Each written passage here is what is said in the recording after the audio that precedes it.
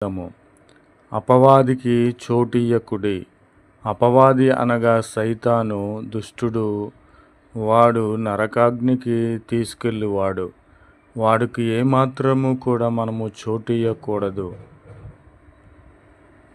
దొంగతనము చేయువాడు ఇక మీదట దొంగతనము చేయక, తనకు కలిగిన దానిని ఇతరులకు పంచిపెట్టుటకు వీలు కలిగే నిమిత్తము తన చేతులతో మంచి చేయుచు కష్టపడి వాడు సంపాదించవలెనే కానీ వాడు దొంగతనము చేయకూడదు.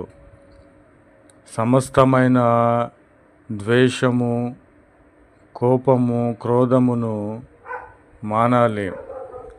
కోపము మన శత్రువు కనుక అట్టి కోపమును మానివేసి అపవాదికి చోటియ్యకుండా ఉండాలి. అల్లరి చేయకూడదు, దూషణ